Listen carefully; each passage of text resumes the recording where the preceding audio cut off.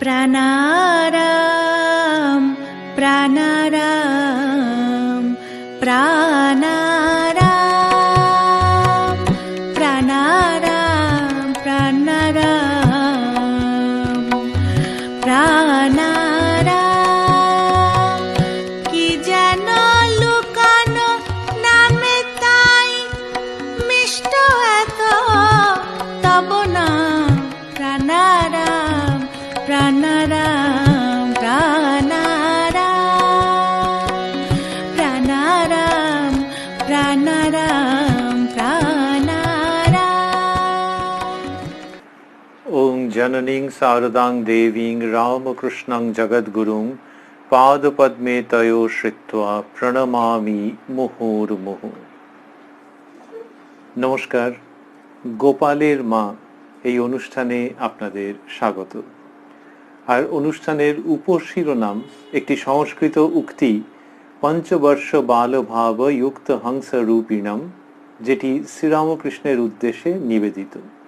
আপনারা এই অনুষ্ঠান দেখছেন প্রাণারাম ইউটিউব চ্যানেলে, যেখানে সপ্তাহে 6 দিন সোম থেকে শনিবার রাত্রি 9টার সময় সম্প্রচারিত হয় কথায় কথায় কথামৃত, আর রবিবার অর্থাৎ আজকের দিনটিতে রাত্রি 9টার সময়ই সম্প্রচারিত হয় শ্রীরামকৃষ্ণের একজন পার্ষদের পূর্ণ জীবন প্রসঙ্গ। বৈষ্ণব ভাবধারায় 5টি প্রধান ভাবের কথা বলা হয়েছে, যার মাধ্যমে শ্রী ভগবানের সঙ্গে সম্পর্ক স্থাপন করে তাকে ডাকতে হয়, তাঁর আস্বাদন লাভ করতে হয়, তাঁর প্রতি ভক্তিতে জীবন ধন্য করতে হয়। তারই অন্যতম বাৎসল্য ভাব। বাৎসল্য ভাবের কথা শ্রীরামকৃষ্ণ কতভাবে বলেছেন, শুদ্ধ বাৎসল্য ভাবের কথা। এই বাৎসল্য ভাব যেখানে ভগবানকে নিজের সন্তান রূপে, গোপাল রূপে দেখা হচ্ছে, সেই ভাবের কথা শ্রীরামকৃষ্ণ বলেছেন। শুদ্ধ বাৎসল্য ভাবের যে কি মহিমা, যশোদার কথা উল্লেখ করেছেন, নিজের জীবনের রামলালার প্রসঙ্গ বলেছেন। আর সেই শ্রীরামকৃষ্ণই এমন একজনের জীবনে ওই বাৎসল্য ভাবের সঞ্চার করেছিলেন, যিনি আজকের আলোচ্য গোপালের মা। সেটির মাধ্যমে সেই জীবন, সেই ঘটনা, সেই নিদর্শনের মাধ্যমে শ্রীরামকৃষ্ণ নিজেকে রেখে দিয়ে, প্রসঙ্গের মধ্যে বাল ও গোপাল রূপে নিজেকে রেখে দিয়ে ওই সুমহান বৈষ্ণব ভাবধারার পুনঃপ্রতিষ্ঠা করছেন ভক্তদের মনের মধ্যে। এটি যার মাধ্যমে হচ্ছে সেই গোপালের মা। শ্রীরামকৃষ্ণকে গোপাল রূপে দেখছেন। আবার শ্রীরামকৃষ্ণ যে কে, সেটাও বিস্মৃত হচ্ছেন না। এই তো অদ্ভুত ব্যাপার যে গোপাল রূপে তাকে দেখছেন, আবার তিনি যে জগৎকে পরিচালনা করছেন সেটাও জানছেন, কিন্তু এই জগৎ পরিচালনা ওই দিকটাতে খুব বেশি মন দিতে পারছেন না বা চাইছেন না, যেমন বাৎসল্য ভাবে হয়। গোপালকে নিয়ে, তাকে খাইয়ে নাইয়ে তার সেবা করেই সমস্ত আনন্দ, সেই আনন্দের যে কি বিচিত্র প্রকাশ সেটি আমরা দেখব। এই সমস্ত কথা স্মরণ করেই সম্ভবত শ্রীরামকৃষ্ণের সম্বন্ধে যে বিখ্যাত স্তোত্র, তারই মধ্যে এক জায়গাতে এটি রচিত হয়েছে, পঞ্চবর্ষ বাল ভাব যুক্ত হংস রূপিণম। 5 বছরের বালকের ভাবযুক্ত তুমি পরমহংস। তো এই যে 5 বছরের বালকের ভাব, তখনকার দিনে 5 বছর, এখনকার দিনে হয়তো 1 বছর বা কয়েক মাসের বালক, তার যেরকম মানে শিশু সন্তান, তার যেরকম ভাব হয়, অঙ্গ কোমল, ব্যবহার কোমল, মনের ভাব কোমল, সেই যে ভাবটি হচ্ছে সেইটি শ্রীরামকৃষ্ণের মধ্যে দেখতে পাওয়া যাচ্ছে। শ্রী শ্রী রামকৃষ্ণ কথামৃততে কথামৃতকার মাস্টারমশাই বা শ্রীম কতবার লিখেছেন, পঞ্চম বর্ষীয় বালকের ন্যায় ঠাকুরের হাব ভাবের কথা লিখেছেন। সেই ঠাকুর যার মধ্যে মাস্টারমশাই লক্ষ্য করেছেন, অন্যান্যরা লক্ষ্য করেছেন যে একেবারে বাচ্চা ছেলের ভাব, ওই রকম 5 বছরের বাচ্চা ছেলের ভাব সেখানে যখন কিনা প্রৌঢ়, এই প্রৌঢ় অবস্থাতেই তো ওরা দেখেছেন 46, 47, 48 বছর বয়স, এইরকম অবস্থাতে যখন তাকে দেখছেন, তখন তার মধ্যে ওই গোপালের ভাব লক্ষ্য করছেন, দর্শন করছেন, প্রত্যক্ষের থেকেও বেশি প্রত্যক্ষ করছেন গোপালের মা। সেই আনন্দঘন প্রসঙ্গের মধ্যে আমরা রয়েছি গোপালের মার কথায়, যার আগের নাম অঘোরমণি দেবী। আমরা তার জীবনকে অনুসরণ করব মূলত এই বাৎসল্য ভাবের যে আস্বাদন, সেই দিক থেকেই। অঘোরমণি দেবী জন্ম সম্ভবত 1822 খ্রিস্টাব্দে, ঠাকুর শ্রীরামকৃষ্ণের থেকে সেক্ষেত্রে বছর 14 বড় তিনি। কামারহাটিতে জন্ম, বাবা শ্রীযুক্ত কাশীনাথ ভট্টাচার্য, উপাধি ঘোষাল। কামারহাটিতে গোপালের মায়ের যে জন্মস্থান, সেইখানে অনুষ্ঠান হয়েছে কিছু কাল পূর্বে, লকডাউনের আগে। সেই জায়গাটি এখন বিখ্যাত। তো ঠাকুর প্রথম গোপালের মাকে বলতেন কামারহাটির বামুন ঠাকুরুন, অথবা শুধু বামনি, এরকম বলতেন। আর গোপালের মা ঠাকুরকে তো গোপাল বলতেন, সেইখান থেকে এই নামকরণটি। বিবাহ হয় গোপালের মার বা অঘোরমণি দেবীর 9 বছরে, এবং সেই সময় একবারই স্বামীর সঙ্গে সাক্ষাৎ, তারপরে বাপের বাড়িতে ছিলেন এবং 13-14 বছরে বিধবা হয়ে যান। এই যে বৈধব্য, অকাল বৈধব্য যার জীবনে, গোপাল মন্ত্রে দীক্ষিত ছিলেন, কিন্তু তবুও গোপালকে ভেবে যে সাধনা করতেন, উপাসনা করতেন, দীর্ঘ কাল ধরে করেছেন, সেটি আমরা সেই প্রসঙ্গে যাব। তবু গোপালের সাধনা করছেন, গোপালের উপাসনা করছেন, গোপালকে ভাবে ভালোবাসেন, এরকম তো সাধক সাধিকা কম নেই। কিন্তু এই গোপালের মায়ের শ্রীরামকৃষ্ণের প্রতি যে উথলে পড়া বাৎসল্যের ভাব, সেটির যে জন্ম কোথায়, এটা আমরা ভেবে কুল করতে পারি না। গোপালের মার সম্পর্কে যখন লিখছেন শ্রীমৎ স্বামী শারদানন্দজি মহারাজ শ্রী শ্রী রামকৃষ্ণ লীলা প্রসঙ্গে, তিনি এটির উল্লেখ করেছেন যে যার এরকম অকাল বৈধব্য, সন্তানাদি নাই, তার মধ্যে এই রকম বাৎসল্য ভাবের যে প্রকাশ, সেটি একটা বিস্ময়ের ব্যাপার। একটু শর্ট ফিগার ছিল তার, গায়ের রং যাকে বলে উজ্জ্বল শ্যামবর্ণ, সেইটি সর্বশরীর দিয়ে একটা পবিত্রতার আভা বেরুত। যারা তাকে দেখেছেন বেশি বয়সে, তারাই এটি বলেছেন। স্পষ্ট বক্তা ছিলেন, মুখের উপরে বলে দিতেন, কিন্তু পুরো মুখমণ্ডলটির মধ্যে ওই পবিত্রতা ছাড়াও একটা বালিকার আনন্দ লেগে থাকতো। শারদানন্দজি লিখেছেন, বৃদ্ধার মুখে বালিকার আনন্দ বলে বিস্ময় চিহ্ন দিয়েছেন। পটলডাঙ্গার গোবিন্দবাবু ছিলেন গোবিন্দচন্দ্র দত্ত। এই গোবিন্দবাবু, তিনি কামারহাটির একটি বাগান তার নিজের, সেইখানে শ্রী শ্রী রাধাকৃষ্ণ বিগ্রহ স্থাপন করেছিলেন, এবং ওখানে উৎসব পার্বণ সারা বছর লেগেই থাকতো।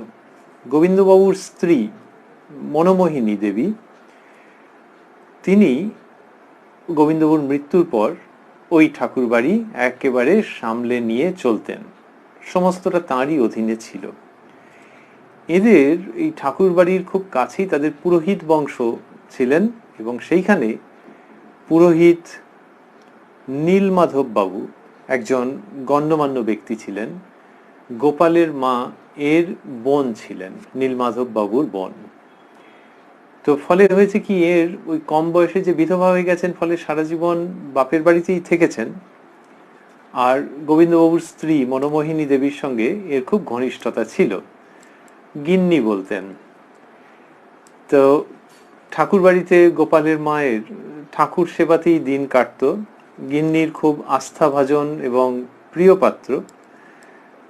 মেয়ে মহলের যে জায়গাটা বাড়ির মধ্যে, সেইখানে বাগানের দক্ষিণ প্রান্তের একটা ঘরে গোপালের মা থাকতেন। আর বাপের বাড়িতে দিনের মধ্যে 2-1 গিয়ে সব দেখা সাক্ষাৎ করে দিয়ে আসতেন।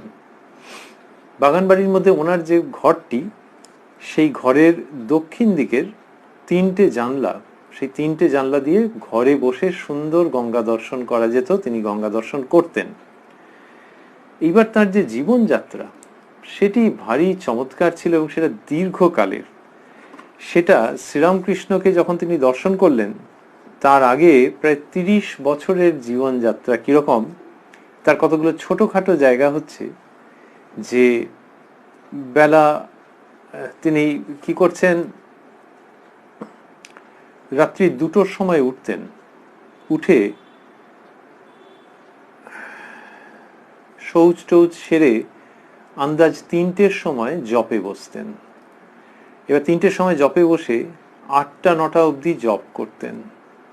এর সারা দিনের সঙ্গে, সারা জীবনের সঙ্গে, পুরো মানসিকতার সঙ্গে জপ তপের অঙ্গাঙ্গী সম্বন্ধ। তো এরকম 8টা-9টার সময় তিনি জপ সাঙ্গ করে উঠে গঙ্গা স্নান করতেন।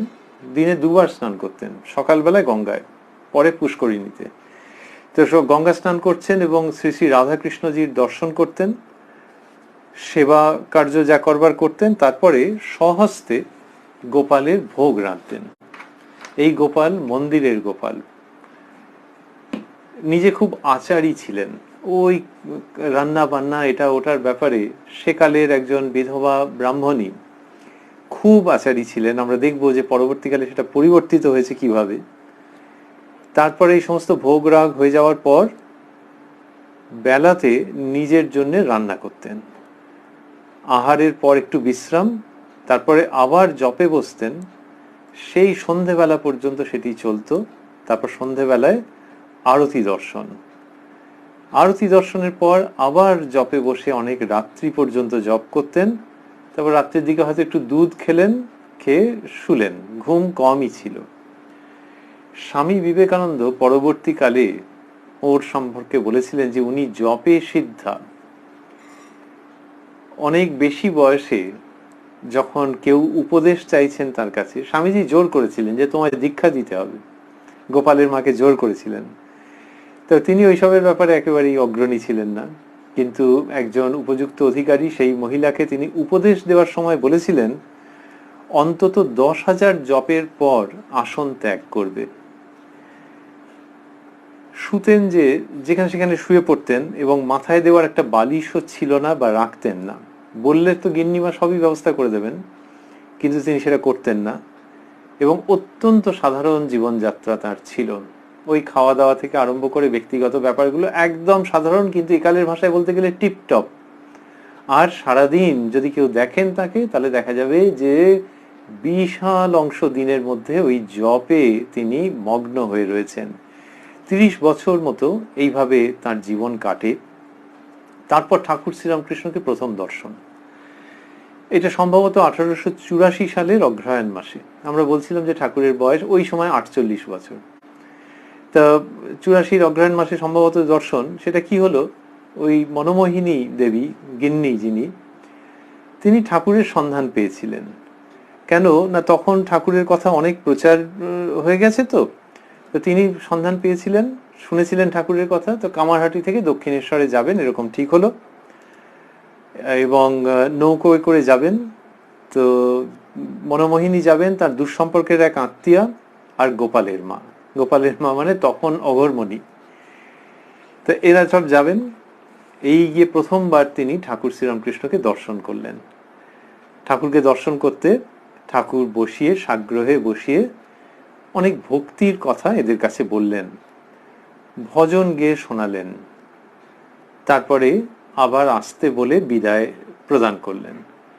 আসার সময় গিন্নি, এইভাবেই করেই গোপালের মা ডাকতেন। তো লীলা প্রসঙ্গতেও এই নামটি ব্যবহৃত হয়েছে অনেকবার।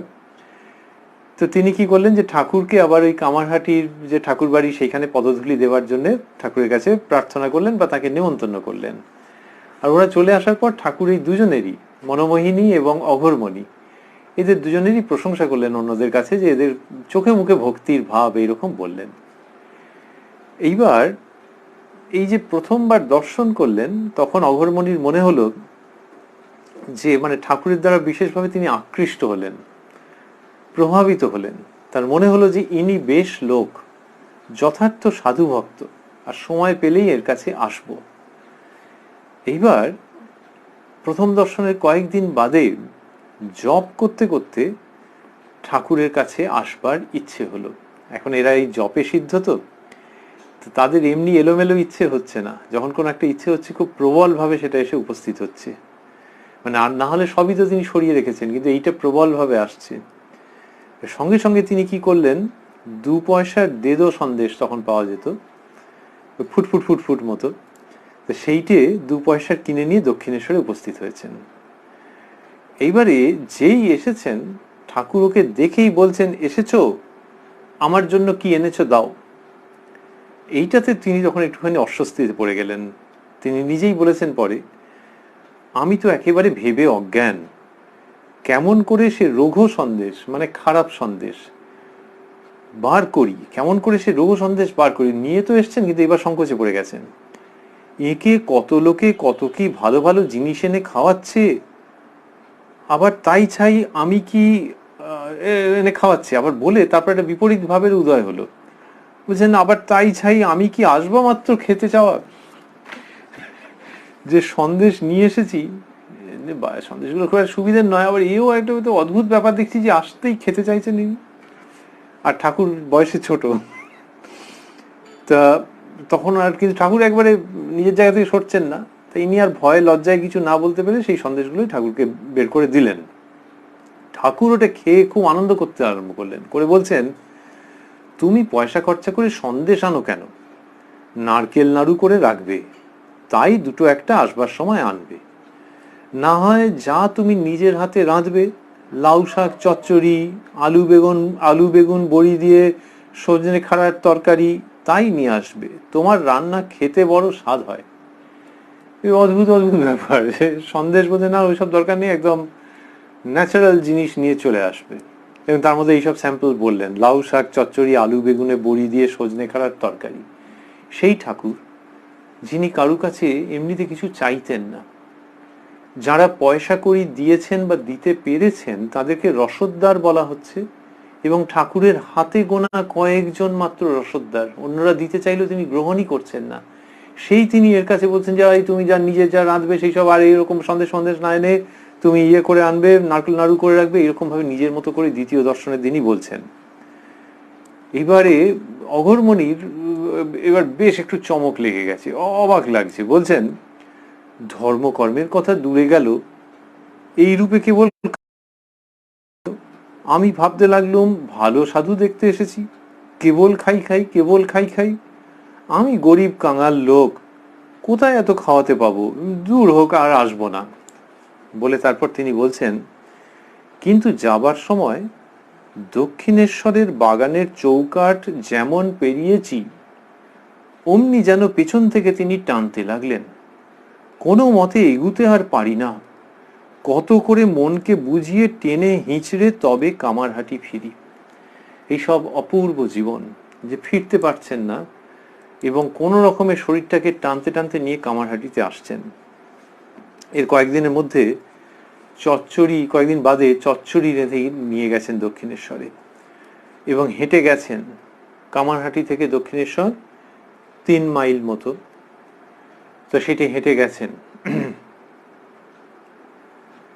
তার মানে 6 কিলোমিটারের একটু কম, 5.5 কিলোমিটার মতো হেঁটে তিনি দক্ষিণেশ্বরে এসছেন। এইবারে আসতে আগের মতনই ঠাকুর আবার চেয়ে নিয়ে খেয়ে নিয়েছেন চচ্চড়ি, খেয়ে নিয়ে বলছেন, আহা কি রান্না, যেন সুধা সুধা, এরকম বলছেন। সেই আনন্দ দেখে গোপালের মার চোখে জল এসে গেল, স্বাভাবিক, কিন্তু সেটা হচ্ছে কি যে একজন সাধু চেয়ে খেয়েছেন আর এরকম আনন্দ করছেন ওইখানে, তার বেশি তো আলাদা করে তখন কিছু নয়। আর তিনি ভাবলেন যে তিনি গরিব কাঙাল, সেই জন্য তার এই খাবার, সামান্য খাবার খেয়ে ঠাকুর বোধহয় এরকম আনন্দ করছেন। এইভাবে 2-4 মাস তিনি ঘন ঘন দক্ষিণেশ্বরে যাতায়াত করতে থাকলেন, এবং যেদিন যা রাঁধেন ভালো যদি হয় তাহলে পরের বারে ঠাকুরকে দেখতে আসার সময় সেটি রেঁধে নিয়ে আসেন। ইতিমধ্যে হয়েছে কি যে ওই যে মনোমোহিনী দেবী ঠাকুরকে নিমন্ত্রণ করেছিলেন, তো ঠাকুর একদিন গোবিন্দবাবুর বাগান বাড়িতে গেলেন, ওই কামারহাটিতে গিয়ে শ্রী বিগ্রহের সামনে সব কীর্তন হলো, অদ্ভুত ভাবাবেশ হলো। তাই অদ্ভুত ভাবাবেশ হয়ে সে ভাব সমাধি হয়ে গেল এবং ঠাকুর জ্ঞান হারালেন, বাহ্যক জ্ঞান হারালেন। তখন অঘোরমণি কি করলেন, ভয়ে ভয়ে ওই ঠাকুরের গা ঠেলে বললেন, ও বাবা তুমি অমন হলে কেন, সে বৃদ্ধা, ওরকম দেখেননি তো, শারদানন্দজি বুড়ি কথাটা বলেছেন, ভারী আনন্দের সম্পর্ক ছিল। শারদানন্দজিকে দেখে অগরমণি প্রথমবার দেখে বলেন যে, ও তুমি আমাদের অমুকের ছেলে। ওর পিতাকে চিনতেন, তো বলছেন ও অমুকের ছেলে বলে বলছেন আমাদের গোপাল সবাইকে টেনে আনলে দেখছি। তো শরৎ মহারাজ খুব তাকে ভালোবাসতেন, আর ওই ভালোবেসে বুড়ি কথাটা বইয়ের মধ্যে পর্যন্ত লিখেছেন। তো ওরকম ভাবে তিনি ঠাকুরের গা ঠেলতে লাগলেন। দেখেননি তো ঠাকুরকে দক্ষিণেশ্বরে অন্য মেজাজে দেখেছেন, আর খাবার দাবার নিয়ে ওইরকম আনন্দ। বলছেন ও বাবা তুমি অমন হলে কেন, ভয় পেয়ে গেছেন। তারপর ঠাকুর আবার স্বাভাবিক হয়ে প্রসাদ পেয়ে দক্ষিণেশ্বরে ফিরেছেন। 1884-তে একটি বসন্তকালের কথা বলা হচ্ছে। এগুলো তো সব পরপর ঘটছিল, প্রথম দর্শন, দ্বিতীয় দর্শন, তৃতীয় দর্শন, এরকম। তো এবারে একটি হয়েছে কি, বসন্তকালের এটা ঘটনা। বসন্তকালে রাত্রি 3টের সময় জপে বসেছেন। এবারে জপ সাঙ্গ হয়েছে, তারপরে ইষ্ট দেবতাকে জপ সমর্পণ করার আগে প্রাণায়াম করছেন। ওর তো সব ছিল এরকম নিষ্ঠাযুক্ত কার্য। এই সময় যখন প্রাণায়াম করছেন তখন দেখেন ঠাকুর তার বাঁ দিকে বসে আছেন, আর তার ডান হাতটা মুঠো করা মতো দেখতে পাওয়া যাচ্ছে। আর দক্ষিণেশ্বরের ঠাকুরকে যখন এসে দেখেছেন, যেরকম জীবন্ত দেখেছেন ঠিক সেই রকম ভাবে দেখছেন। তখন দেখে ভাবছেন যে ইনি এই সময় এখানে এলেন কি করে। এইবার তার নিজের উক্তি বলছেন, আমি অবাক হয়ে তাকে দেখছি আর ওই কথা ভাবছি। এদিকে গোপাল, তখন ঠাকুরকে গোপাল বলে বলছেন যে সময়, সেই সময় এইভাবে উক্তি, আমি অবাক হয়ে তাকে দেখছি আর ওই কথা ভাবছি, এদিকে গোপাল বসে বসে মুচকে হাসছে। তারপর সাহসে ভর করে বাঁ হাত দিয়ে যেমন গোপালের বাঁ হাতখানি ধরেছি, অমনি সে মূর্তি কোথায় গেল, আর তার ভিতর থেকে 10 মাসের সত্যকার গোপাল উনি হাত দিয়ে দেখাতেন। এত বড় ছেলে বেরিয়ে হামা দিয়ে এক হাত তুলে আমার মুখ পানে চেয়ে বললে, মা ননি দাও। ঠাকুরের রূপের মধ্যে থেকে ওইটি বেরুলো, 10 মাসের ছেলে গোপাল। সে কি রূপ আর কি চাউনি! আমি তো দেখে শুনে একেবারে অজ্ঞান। সে এক চমৎকার কারখানা। চিৎকার করে কেঁদে উঠলুম। সে তো এমন চিৎকার নয়, বাড়িতে জনমানব নেই তাই, নইলে লোক জড়ো হতো। কেঁদে ফেলেছেন। কেন কাঁদলেন কেন? ওই আনন্দ বিহ্বল হয়ে গিয়ে কেঁদে ফেলেছেন। ঠাকুরকে দেখছিলেন, তারপর বাঁ হাত দিয়ে বাঁ হাতটা ধরতে গেছেন, অমনি সেই মূর্তি কোথায় গিয়ে তার জায়গায় 10 মাসের বাল গোপাল। কেঁদে ফেলেছেন। বলছেন, কেঁদে বললুম, বাবা আমি দুঃখিনী কাঙালিনী, আমি তোমায় কি খাওয়াবো, ননি ক্ষীর কোথা পাবো বাবা। কিন্তু সে অদ্ভুত গোপাল কি তা শোনে, কেবল খেতে দাও বলে। বুড়ি বলছেন, কি করি, কাঁদতে কাঁদতে উঠে শিকে থেকে শুকনো নারকেল লাড়ু পেড়ে হাতে দিলুম ও বললুম, বাবা গোপাল, আমি তোমাকে এই কদর্য জিনিস খেতে দিলুম বলে আমাকে যেন ওইরূপ খেতে দিও না। তারপর জব সেদিন আর কে করে। গোপাল এসে কোলে বসে, মালা কেড়ে নেয়, কাঁধে চড়ে, ঘরময় ঘুরে বেড়ায়। যেমন সকাল হলো অমনি পাগলিনীর মতো ছুটে দক্ষিণেশ্বরে গিয়ে পড়লুম। এই ঠাকুরের লীলা। পঞ্চবর্ষ বাল ভাব যুক্ত হংস রূপিণম। ওই পরমহংস তার এই 5 বছরের ছেলের রূপ। 5 বছরের ছেলে ওইরকম বলা হচ্ছে যে মোটামুটি, আর এখানে ইনি দেখছেন 10 মাসের। আসলে 10 মাসের বলে তার মনে হচ্ছে, সেই মনে হওয়াটাও খুব প্রাসঙ্গিক। তার মানে একেবারে কচি ছেলের অবস্থা, ওই কাঁধের উপর চড়ছে, মালা কেড়ে নিচ্ছে, এই সমস্ত করছে। পঞ্চবর্ষ বাল ভাব যুক্ত হংস রূপিণম। যেমন সকাল হলো অমনি পাগলিনীর মতো ছুটে দক্ষিণেশ্বরে গিয়ে পড়লুম। গোপালও কোলে উঠে চলল, কাঁধে মাথা রেখে। দেখছেন যে গোপাল কাঁধে মাথা রেখে চলেছে, মানে কোলে উঠে পড়েছে। এক হাত গোপালের পাছায়, ও এক হাত পিঠে দিয়ে বুকে ধরে সমস্ত পথ চললুম। নিঃসন্তান গোপালের মা জগতের অধীশ্বরকে কোলে নিয়ে চলেছেন। ওই কোলে পিঠে করে নিয়ে যাওয়া যেরকম বলে সেরকম আরেকটু আছে। স্পষ্ট দেখতে লাগলুম গোপালের লাল টুকটুকে পা দুখানি আমার বুকের উপর ঝুলছে। এইভাবে করে দক্ষিণেশ্বরে উপস্থিত হচ্ছেন, দেখছেন গোপাল সেইভাবে যাচ্ছে। এইবার দক্ষিণেশ্বরে সকালবেলায় উপস্থিত হয়েছেন। সেদিন একজন মহিলা ভক্ত ছিলেন, সাধারণ ঘরের স্ত্রী ভক্ত। তিনি ওই দৃশ্য দেখেছিলেন। তিনি বলছেন, আমি তখন ঠাকুরের ঘরটি ঝাঁটপাট দিয়ে পরিষ্কার করছি। বেলা 7টা কি 7:30 হবে। এমন সময় শুনতে পেলুম বাহিরে কে গোপাল গোপাল বলে ডাকতে ডাকতে ঠাকুরের ঘরের দিকে আসছে। গলার আওয়াজটা পরিচিত, ক্রমেই নিকট হতে লাগলো। চেয়ে দেখি গোপালের মা। ওই তিনি পরবর্তীকালে বলছেন তো, সেই জন্য এরকম গোপালের মা বলছেন। তখন তো আর গোপালের মা বলে চিনতেন না, যে ওই কামারহাটির সেই বামনি। চেয়ে দেখি গোপালের মা এলো থেলো পাগলের মতো, দুই চক্ষু যেন কপালে উঠেছে, আঁচলটা ভুঁয়ে লুটুচ্ছে, কিছুতেই যেন ভ্রুক্ষেপ নাই। এমনি ভাবে ঠাকুরের ঘরে পূর্ব দিককার দরজাটি দিয়ে ঢুকছে। পূর্ব দিকের মানে দুটো দরজা হতে পারে, একটা হচ্ছে ওই কুঠি বাড়ির কাছাকাছি যেটি, ওটি পূর্ব দিকের দরজা। আর একটি হচ্ছে মায়ের চাতালের কাছাকাছি যেটি, মায়ের মন্দির চাতাল তার কাছাকাছি, যে কোনো একটি পূর্ব দিকের ঘর দরজা দিয়ে তিনি ঢুকছেন, সেইটা বলছেন। এমনি ভাবে ঠাকুরের ঘরে পূর্ব দিককার দরজাটি দিয়ে ঢুকছে। ঠাকুর তখন ঘরের ভিতর ছোট তক্তাপোষখানির উপর বসেছিলেন। গোপালের মাকে ওইরূপ দেখে আমি তো একেবারে হাঁ হয়ে গেছি। এমন সময় তাকে দেখে ঠাকুরেরও ভাব হয়ে গেল। ইতোমধ্যে গোপালের মা এসে ঠাকুরের কাছে বসে পড়ল এবং ঠাকুরও ছেলের মতো তার কোলে গিয়ে বসলেন। এই অপূর্ব লীলা, যেন ঠাকুর এই এতক্ষণ ধরে অপেক্ষাই করছিলেন। সবটাই জানেন তো যে আগের রাত্রে কি হয়েছে ইত্যাদি। গোপালের মার দুই চোখে তখন দরদর করে জল পড়ছে, আর যে ক্ষীর সর ননি এনেছিল তাই ঠাকুরের মুখে তুলে খাইয়ে দিচ্ছে। আমি তো দেখে অবাক আড়ষ্ট হয়ে গেলুম, কারণ ইহার পূর্বে কখনো তো ঠাকুরকে ভাব হয়ে কোনো স্ত্রীলোককে স্পর্শ করতে দেখি নাই। কতক্ষণ পরে ঠাকুরের সে ভাব থামলো আর তিনি আপনার চৌকিতে উঠে বসলেন। তো এই মহিলা অবাক হয়ে গেছেন যে ও বুড়ি মানুষ, বয়সে বড়, কিন্তু ঠাকুরের তো এরকম কখনো দেখিনি। সেসব দেখে থেকে উনি আড়ষ্ট হয়ে গেছেন। এই অদ্ভুত লীলা। আমরা বলছিলাম যে বাৎসল্য ভাব, সেই বাৎসল্য ভাব যে ভগবানের সঙ্গে কিরকম হয় ঠাকুরের জীবনে, তার জীবন্ত প্রদর্শন। তা যিনি দেখবেন তিনি তো অবাক হয়ে যাবেন, যেটা তো দৈনন্দিন যে দৃশ্য দেখা যায় সেরকম নয়। গোপালের মার, ওই ভদ্রমহিলা বলে চলেছেন, মহিলা ভক্তটি, গোপালের মার কিন্তু সে ভাব আর থামে না।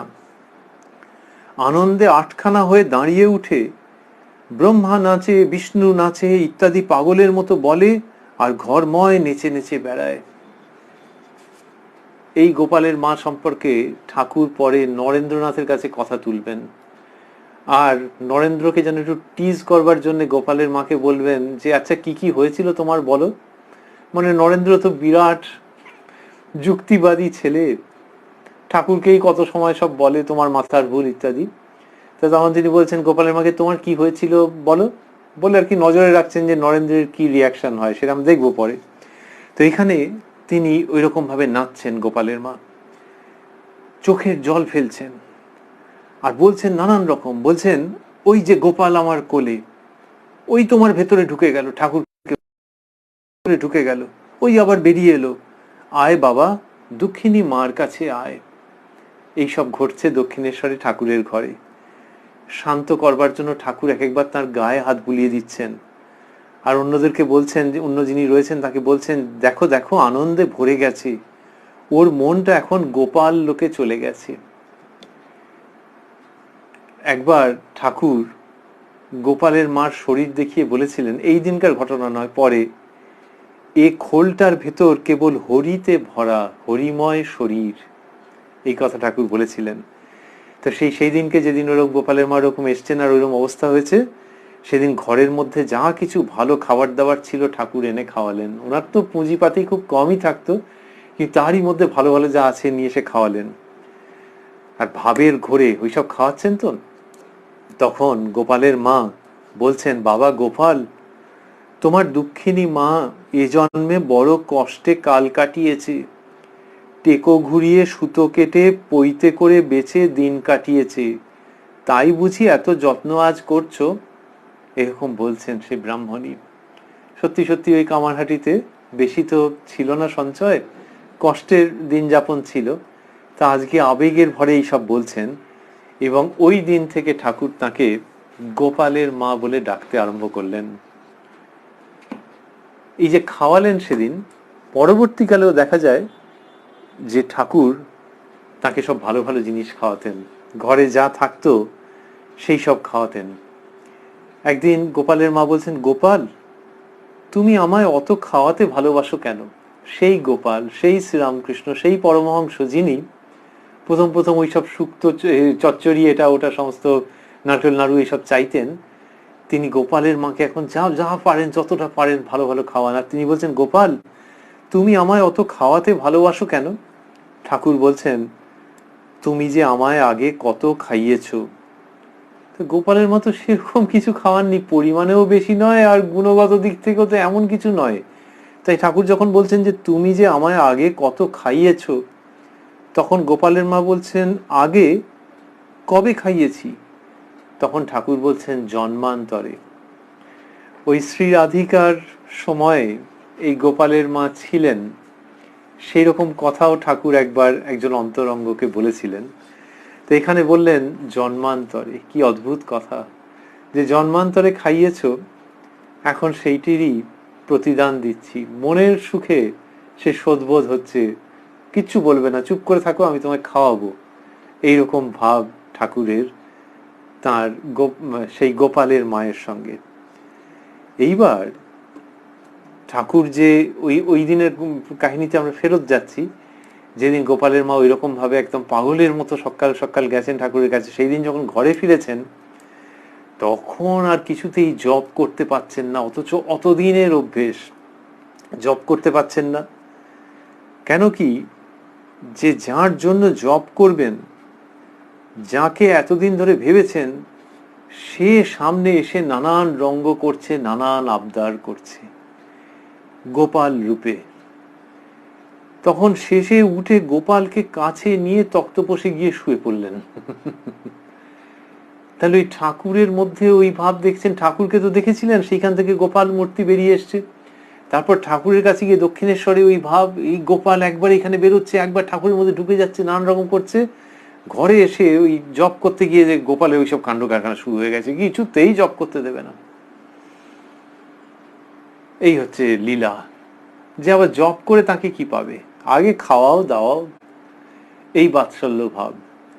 তখন উঠে তক্তপোষের উপর নিয়ে বিছানায় শুয়ে পড়েছে। এইবার বিছানায় শুলে কি হবে, ওর বিছানা মানে তো নামেই বিছানা, সে তো বালিশ ফালিশ নেই। এদিকে গোপাল খুঁতখুঁত করছে যে বালিশ নেই বালিশ নেই করে, সে কিছুতেই শুতে পারছে না। তখন ব্রাহ্মণী কি করছেন, অঘরমণি গোপালের মা, তিনি নিজের বাঁ হাতটা দিয়েছেন, দিয়ে তার উপরে গোপালের মাথা রেখেছেন, করে কোলের কাছে নিয়ে শুইয়েছেন। শুইয়ে বলছেন,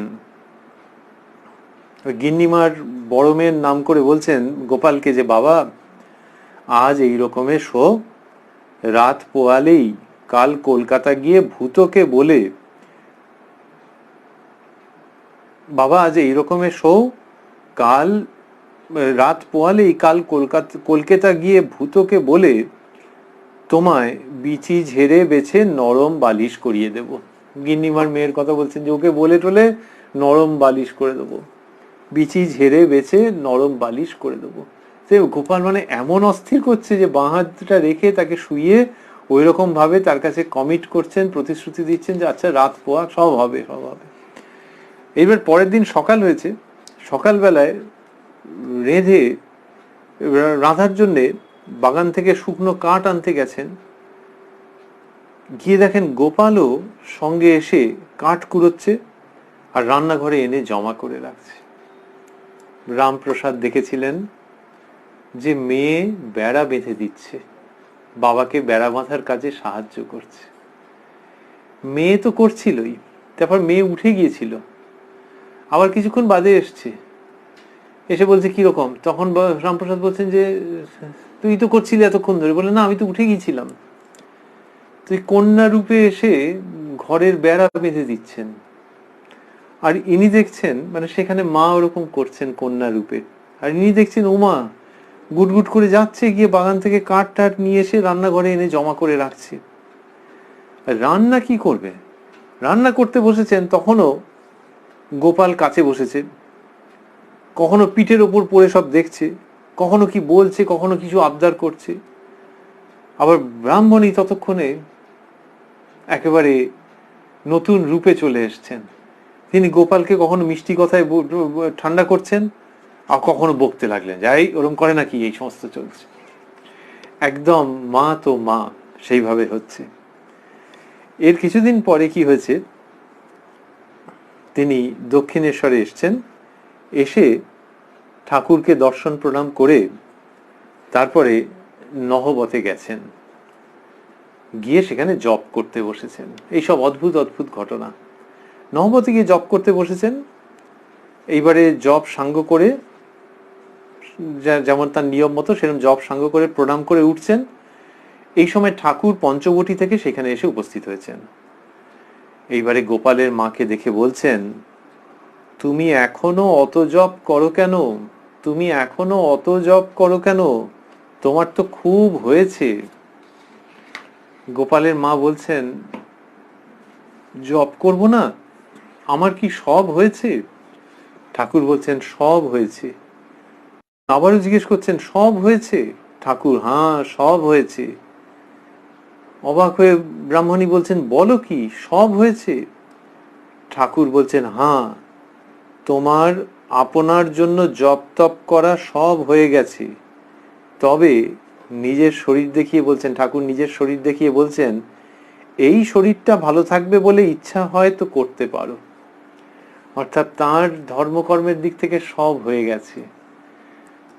ওই দক্ষিণেশ্বরে বসে তিনি সমস্ত জানছেন। ওকে কামারহাটিতে দর্শন দিয়েছেন, আর বলছেন জপ তপ সব হয়ে গেছে, এই শরীরটা ভালো থাকবে বলে ইচ্ছা হয় তো করতে পারো। এবারে অদ্ভুত ব্যাপার, যে যিনি কিনা ওই সমস্ত জানতে পারছেন যে তার সব হয়ে গেছে, যিনি বালগোপাল রূপে দর্শন দিয়েছেন, তাহলে তিনি তো জগতের সব।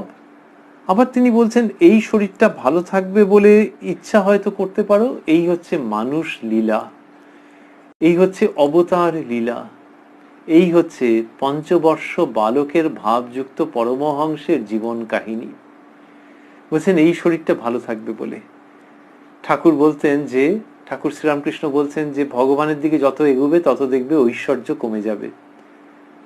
প্রথমে 10 হাত মা দুর্গা, তারপরে কমতে কমতে চতুর্ভুজ মূর্তি, তারপরে বাল গোপাল। এই যে ঈশ্বরের দিকে এগোচ্ছে, ঐশ্বর্য কমে যাচ্ছে।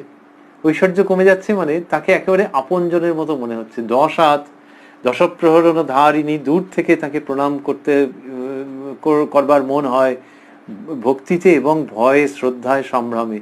আর যত ঈশ্বরের দিকে এগিয়ে যাবে তত দেখবে যে ওইরকম কোমল মূর্তি চলে আসছে নিজের জন। ঠাকুর বললেন এই শরীরটা ভালো থাকবে বলে ইচ্ছা হয় তো করতে পারো। তো এই গোপালের পেলব মানবীয় মূর্তি, কোমল মূর্তি, যে আমার জন্য যদি জপ করো করতে পারো। তার মানে জানেন তো যে ওই বুড়ি, সেই বুড়ি মা, সে তো জপ তো ছাড়তে পারবে না, ওটা তো তার জীবনের সঙ্গে জড়িত। কিন্তু তোমার আর ধর্মকর্মের দিক দিয়ে কিছু ভাববার নেই, তবে হ্যাঁ এই শরীরটার জন্য করতে হলে করতে পারো। যখন এটি বললেন এই শরীরটা ভালো থাকবে বলে ইচ্ছা হয়তো করতে পারো, তখন গোপালের মা বলছেন, তবে এখন থেকে যা কিছু করব সব তোমার তোমার তোমার। ছেলেকে, গোপালকে এই কথা বলছেন যে তোমার জন্য সবকিছু করব। পরে এই ঘটনার উল্লেখ করে গোপালের মা ঠাকুরের সন্তানদের বলতেন, গোপালের মুখে ওই কথা শুনে, গোপালের মুখে ওই কথা সেদিন শুনে থলি মালা সব গঙ্গায় ফেলে দিয়েছিলাম। থলি মালা সব গঙ্গায় ফেলে দিয়েছিলাম। বলছেন যে তার মানে কি, যে আর ওই ঈশ্বর লাভের জন্য করা, ওইটা তো আর দরকার নেই বলেছে। তাহলে ফেলে দিলেন। কেন ফেলে দিলেন? এক হচ্ছে প্রয়োজন নেই বলে, আরেক হচ্ছে যে ভগবান স্বয়ং যখন এরম ভাবে অবতীর্ণ হন, এই নবতে বসে জপ করে, জপ সাঙ্গ করার পর সামনে হাজির, কামারহাটিতে বসে জপ করবার সময় হাজির, এখন ওই থলি মালা এসবগুলো দেখলে একটু কৃত্রিম কৃত্রিম মনে হতে পারে, সেই জন্য ফেলে দিলেন। পরে অবশ্যই একটু আবার জোগাড় করে নিয়েছিলেন, তা বললেন সেই দিনকে একবার ফেলে দিয়েছেন। গোপালের মুখে ওই কথা সেদিন শুনে থলি মালা সব গঙ্গায় ফেলে দিয়েছিলাম। গোপালের কল্যাণের জন্য করেই জপ করতুম, হাতে জপ করতেন। তারপর অনেক দিন বাদে আবার একটা মালা নিলুম, ভাবলুম একটা কিছু তো করতে হবে, 24 ঘন্টা করি কি, তাই গোপালের কল্যাণে মালা ফেরাই। ওই পরমহংস মালা ফেরাচ্ছেন পরমহংসের কল্যাণে বলে নয়, পঞ্চবর্ষ বাল ভাবযুক্ত যে গোপাল, তাঁর কল্যাণে। এই পরমহংস এবং গোপাল অদ্ভুত ভাবে, পরমহংস এবং 5 বছরের ভাবযুক্ত বালক অদ্ভুত ভাবে সমন্বিত। এ এক অসাধারণ ঘটনা। এইবার থেকে কি হলো, গোপালের মার জীবনে আর সেই আনুষ্ঠানিক জপ তপ রইল না, ওই আর কি গোপালের কল্যাণের জন্য যেটুকুনি, এবং দক্ষিণেশ্বরে তার যাতায়াত খুব বেড়ে গেল।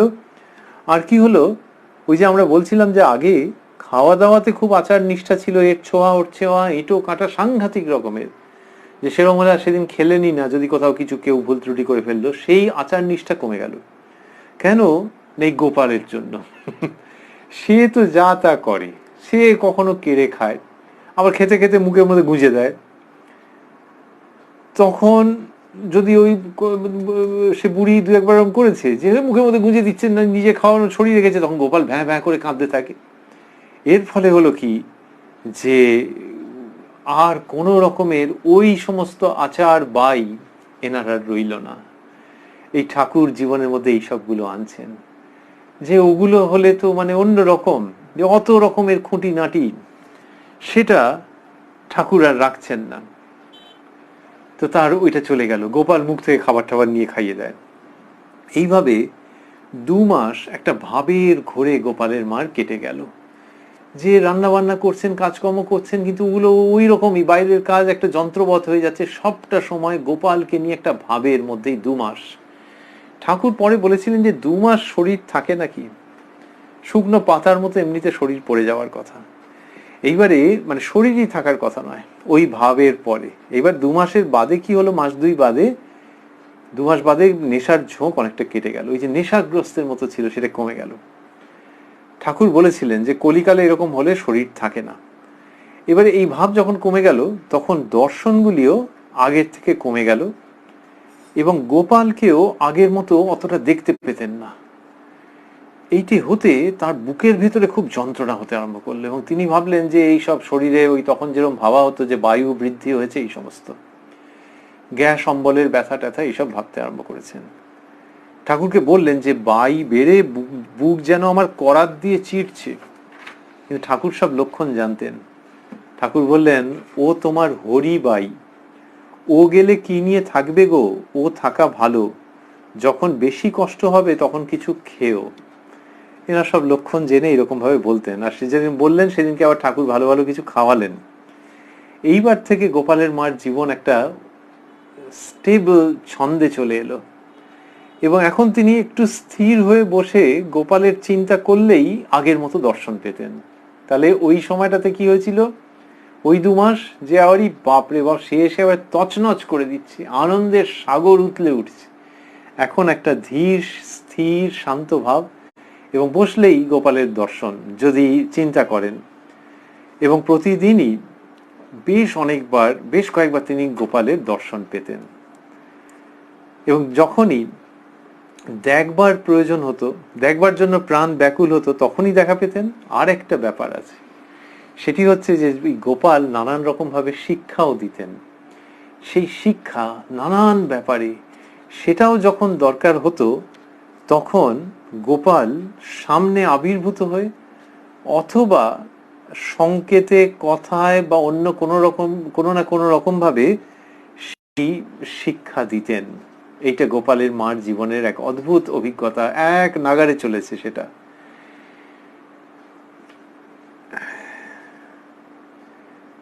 এবং এই সময় থেকে যেটা হতে আরম্ভ করলো সেটা হচ্ছে যে বারবার তিনি দেখতে আরম্ভ করলেন যে গোপাল ঠাকুরের শ্রী অঙ্গের মধ্যে মিশে যাচ্ছেন, এবং বিশেষভাবে ওই ঠাকুরের রূপেই গোপাল শিক্ষা দিচ্ছেন। এরকম দেখতে আরম্ভ করলেন যে ঠাকুরের মধ্যেই ওটা মিশে যাচ্ছেন বারবার করে। ওই যে গোপাল ঠাকুরের বাঁ হাত দিয়ে ধরতে গিয়েছিলেন, সেখান থেকে গোপাল রূপের আবির্ভাব, এইবারে মাস দুয়েক বাদে এই গোপাল রূপটি আবার ঠাকুরের মধ্যে গিয়ে লীন হয়ে যেতে আরম্ভ করলো। এইরকম যখন হচ্ছে তখন সে বৃদ্ধা, তার তো আর অনেক শাস্ত্র দর্শন পড়া ছিল না, দরকারও ছিল না, কিন্তু তিনি ঘাবড়ে গেলেন যে এরকম ভাবে গোপালকে দেখতে পাচ্ছিলাম, এখন পাচ্ছি না, আবার ঠাকুরকে দেখতে পাচ্ছেন, তাহলে কাকে বলবেন? ঠাকুরের কাছেই গেছেন, কাঁদতে কাঁদতে গেছেন, গিয়ে বলছেন, গোপাল তুমি আমার কি করলে, আমার কি অপরাধ হলো, কেন আর আমি তোমায় আগেকার মতো দেখতে পাই না? তাহলে আগে ঠাকুরের মূর্তির মধ্যে থেকে গোপাল মূর্তি দেখেছেন। তখন ঠাকুর বললেন, ওরূপ সদা সর্বক্ষণ দর্শন হলে কলিতে শরীর থাকে না, 21 দিন মাত্র শরীরটা থেকে তারপর শুকনো পাতার মতো ঝরে পড়ে যায়। তা এখন সেই মূর্তি দর্শন করতে পাচ্ছেন না, কিন্তু দেখলেন ঠাকুরের মধ্যে, তাই ঠাকুর এটি বলে দেওয়ার পর একেবারে নিরসন হয়ে গেল।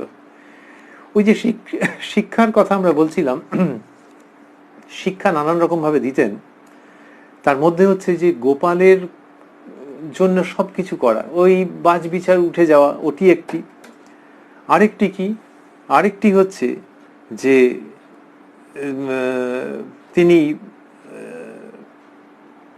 এই যে ভক্তদের সঙ্গে যে ঠাকুর মিশছেন এবং তাদের সঙ্গে যেরকম ভাবে তার লীলা, এইটির দ্বারাও তিনি গোপালের মাকে বুঝিয়েছিলেন যে ভক্ত এবং ভগবান অভিন্ন।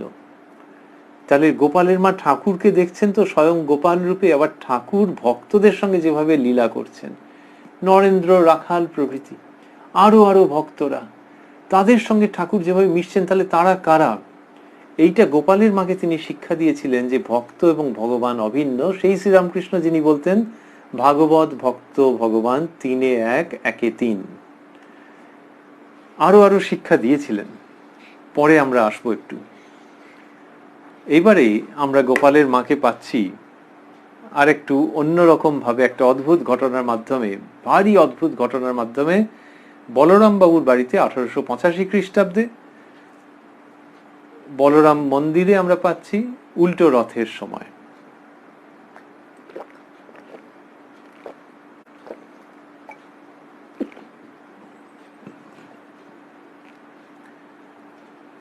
এই সময় ঠাকুর বলরাম মন্দিরে এসেছেন, আলো করে বসে আছেন। গোপালের মাকে তিনি একজনকে বললেন যে ডেকে পাঠাতে, বলরাম বাবুর মাধ্যমে ডেকে পাঠাতে বললেন, ডাকিয়ে আনতে বললেন।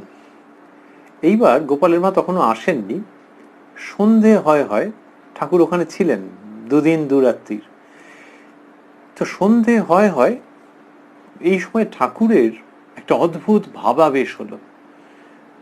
1885 মানে বয়স 49 বছর। তখন বালগোপালের যে ধাতু মূর্তি দেখতে পাওয়া যায়, যে দুটো হাঁটু মাটিতে দিয়ে হামাগুড়ি একেবারে বলতে যা বোঝায়, আর এক হাত তুলে যেন খুব সতৃষ্ণ নয়নে কার দিকে তাকিয়ে আছে এবং কিছু চাইছে। কে না দেখেছে সেই বালগোপালের মূর্তি? ভাবাবেশে ঠাকুর সেই রকম করতে আরম্ভ করলেন।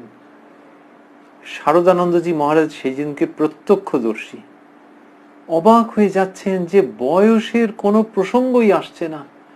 ওই বয়সের ঠাকুর, তার ওই রকমের একটা মূর্তি হচ্ছে, হামাগুড়ি দিয়ে হাতটি তুলে ধরেছেন, সতৃষ্ণ নয়নে যেন কিছু চাইছেন। এই মূর্তি দেখে ওরা অবাক হয়ে যাচ্ছেন, এত স্বাভাবিকভাবে হচ্ছে যে এমনিতে লোকে যেগুলোকে স্বাভাবিক বলে তার থেকেও স্বাভাবিক বলে মনে হচ্ছে, আর অপার বিস্ময় ও আনন্দ হচ্ছে। এইরকম যখন হচ্ছে, এটা শুরু হওয়ার একটু পরেই গোপালের মার গাড়ি বলরাম বাবুর বাড়ির দরজায় এসে থামল, এবং এসে তিনি ওইভাবে শ্রীরামকৃষ্ণকে দর্শন করলেন এবং সকলে বলতে লাগলেন যে কি ভক্তি, ভক্তির জোরে ঠাকুর সাক্ষাৎ গোপাল রূপ ধারণ করেছেন। এটি দেখে সকলে অবাক হয়ে গেলেন, কিন্তু ঠাকুর তো ওইভাবে প্রায় সমাধিস্থ। বলছেন যে ঠাকুর যেন বাইরে কিছু দেখছেন না। শারদানন্দজি মহারাজ বলছেন যে ঠাকুর যেন কিছু দেখছেন না, এইভাবে চোখ দুটো অর্ধেক খোলা অর্ধেক মোজা এইভাবে হয়ে গেছে, প্রায় সমাধিস্থ অবস্থা। গোপালের মা ওটা দেখলেন, কিন্তু ওই যে একেবারে বাল ও গোপাল কোলে করে নিয়েছেন, তো সেই জন্য দেখে বলছেন, তিনিও মুগ্ধ হয়ে গেলেন, কিন্তু বললেন, আমি কিন্তু বাবু ভাবে অমন কাঠ হয়ে যাওয়া ভালোবাসি না, যে নড়ছে চড়ছে না কেন বেশি, এ অপূর্ব। এদিকে এর সমাধিস্থ হওয়ার মতো অবস্থা, আর উনি সেটা দেখে মুগ্ধ হচ্ছেন, কিন্তু বলছেন যে আরো কিছু চাই, আরো কিছু চাই।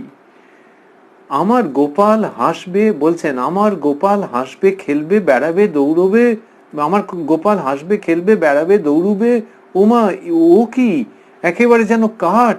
আমার অমন গোপাল দেখে কাজ নাই, আমার অমন গোপাল দেখে কাজ নেই। কিন্তু ঘরে যারা রয়েছেন তারা এই লীলায় মুগ্ধ হয়ে যাচ্ছেন। গোপালের মারও আনন্দ হচ্ছে, কিন্তু তিনি আরো বেশি চাইছেন, আরো বেশি চাইছেন। এবার ঘটনা একটু অন্যদিকে মোড় নিচ্ছে। কেন না, বলরাম মন্দিরে ঠাকুর দুদিন দুরাত রইলেন।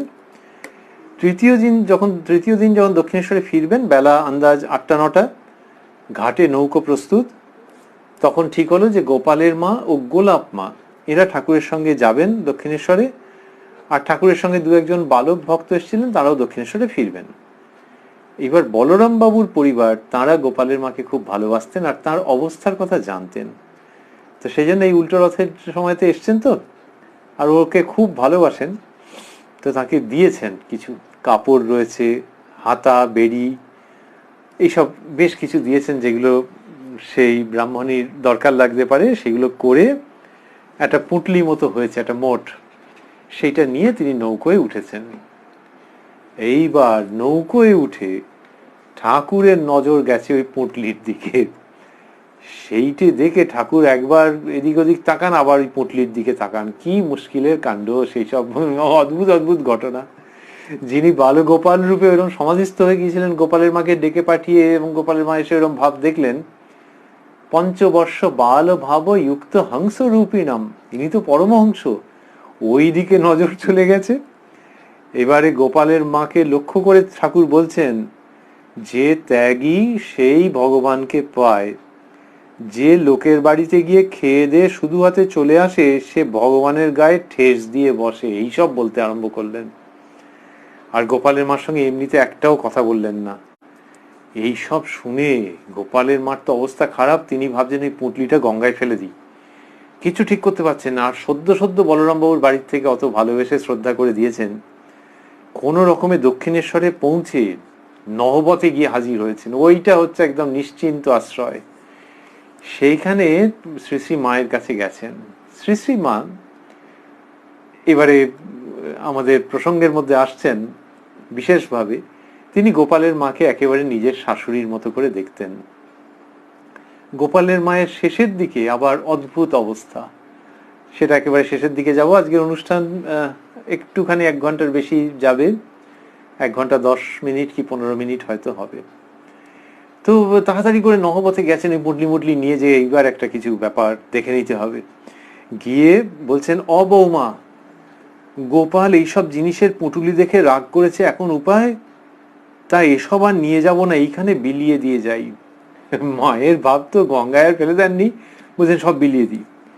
শ্রী শ্রী মা বলছেন, শ্রীরামকৃষ্ণের শক্তি, রামকৃষ্ণ মঠের হাইকোর্ট, শ্রী শ্রী মা বলছেন, উনি বলুন গে, তোমায় দেবার তো কেউ নেই, তা তুমি কি করবে মা, দরকার বলেই তো এনেছো। এইসব বলে গোপালের মাকে তিনি নিরস্ত করলেন। কিন্তু উনি ওই ঠাকুরের কথাটা, আর এই দৃষ্টি, যা দেখেছেন যা শুনেছেন, ঠাকুর যা বলেছেন এবং যেভাবে তাকাচ্ছিলেন, তখন কি করলেন, যে ওই তারই মধ্যে থেকে একটা কাপড় এবং আরো কি কি 2-1টি জিনিস নিয়ে কাউকে মানে কয়েকজনকে বিলিয়ে দিলেন, যে পুরোটা নিয়ে যাব না। তারপরে হাতের রান্না ভালো ছিল, ভয়ে ভয়ে 2-1টা তরকারি রেঁধেছেন, রেঁধে ঠাকুরকে ভাত খাওয়াতে গেছেন। ঠাকুর তো 8টা-9টার সময় ওখান থেকে বলরাম বাবুর ওখান থেকে রওনা দিয়েছিলেন। ওমা, ভাত খাওয়াতে গিয়ে দেখছেন যে অন্তর্যামী ঠাকুর তিনি একদম আগের মতো, এবং বসে বসে হেসে হেসে গোপালের মার সঙ্গে কথা বলতে বলতে তার সেবা হলো। এইবারে এর মনের মধ্যে থেকে সব নেমে গেল, এবং ঠাকুরকে খাইয়ে দাইয়ে তিনি বিকেলের দিকে কামারহাটিতে ফিরলেন। এই শিক্ষা দিচ্ছেন ঠাকুর। আবার একটা অন্য রকমের শিক্ষাও রয়েছে, কি চমৎকার। গোপালের মা এই যে জপ ধ্যান করতেন, সেখানে যা কিছু দেখতেন সব ঠাকুরকে এসে বলতেন। ঠাকুর একদিন বললেন, দর্শনের কথা কাউকে বলতে নেই, তাহলে আর হয় না। ওই দেখা যাচ্ছে যে গোপাল ভাবেও রয়েছেন, আবার তাকে শিক্ষা যেটা দেওয়ার সেটাও দিচ্ছেন। গোপালের মা অবাক হয়ে গেলেন। গিয়ে ঠাকুর যখন বললেন যে দর্শনের কথা কাউকে বলতে নেই তাহলে আর হয় না, তখন গোপালের মা বলছেন, কেন কেন, সেসব তো তোমারই দর্শনের কথা, তোমায়ও বলতে নাই। ঠাকুর বলছেন, এখানকার দর্শন হলেও আমাকে বলতে নাই। এইটির পর গোপালের মা আর কারুর কাছে কিছু বলতেন না, যে ঠাকুরের কাছেই বলতে তিনি নিষেধ করছেন। আমরা নরেন্দ্রনাথের কথা বলছিলাম, যখন দক্ষিণেশ্বরে ঠাকুরের কাছে যাতায়াত করছেন নরেন্দ্রনাথ, তখন নরেন্দ্রনাথের সেই সময় ব্রাহ্ম সমাজে ঝোঁক রয়েছে। ব্রাহ্ম সমাজের তো আগে থাকতেই যাতায়াত ছিল ঠাকুরের কাছে আসার আগে, তার দর্শন লাভের উপরে আগে। তো সেই সময় ব্রাহ্ম সমাজের বেশ যাতায়াত রয়েছে। নিরাকারের যে প্রসঙ্গ, সেই দিকে খুব টান আছে, এবং পৌত্তলিকতা বলে ভাবেন, মূর্তি পুজো একদম পছন্দ করেন না। স্বামী শারদানন্দজি মহারাজ এইসব কথা লিখছেন। আর বড়জোর ভাবেন যে হ্যাঁ, ওই পুতুলের মতো এইসব মূর্তি টুর্তি পুজো করে সর্বভূতস্থ যে ভগবান, তার কাছে লোকে পৌঁছতে পারে, এটি একটি অবলম্বন মাত্র, এরকম ভাবেন। কিন্তু ব্রাহ্ম সমাজের ভাবের দ্বারাই মূলত প্রভাবিত, করেন না। এইবার ঠাকুর কি করেছেন, গোপালের মা রয়েছেন, নরেন্দ্রনাথ রয়েছেন, তখন বলছেন যে এই তোমার, গোপালের মাকে বলছেন যে তোমার যেরকম দর্শন হয়েছে আর সব লীলা বিলাস হয়েছে, এইগুলো নরেনকে একটু বলো না। যে এবার নরেন কোথায় যান আর কি। গোপালের মা ঘাবড়ে গেছেন, কারণ তিনি তো নরেন্দ্রনাথকে জানেন, আর তার সঙ্গে গোপালের যে সম্পর্ক। বলছেন, তাতে কিছু দোষ হবে না তো গোপাল? একে ওই ঠাকুর বলতে বারণ করেন, তার উপরে আবার নরেনের সামনে বলা। বলছেন, তাতে কিছু দোষ হবে না তো গোপাল? তা ঠাকুর বলেন, না, কিছু নয়। এইবারে ওই আশ্বাস পেয়ে কি হলো, গোপালের মার চোখে জল এসে গেল সেই সবগুলো স্মরণ করে, এবং তিনি গদগদ হয়ে ওই ঠাকুরকে যে প্রথম দর্শন করেছিলেন, তারপর 2 মাস ধরে যা কিছু ঘটেছে গোপাল রূপে, সেই সমস্ত বলতে আরম্ভ করলেন। যে গোপাল সেই কোলে মাথা দিয়ে, কোলে উঠে কাঁধে মাথা দিয়ে দক্ষিণেশ্বর দিয়ে এসছে, বুকের ওপর তার লাল টুকটুকে পা দুখানি ছিল, ঠাকুরের অঙ্গের মধ্যে মাঝে মাঝে ঢুকে যাচ্ছে, মাঝে মাঝে বেরিয়ে পড়ছে।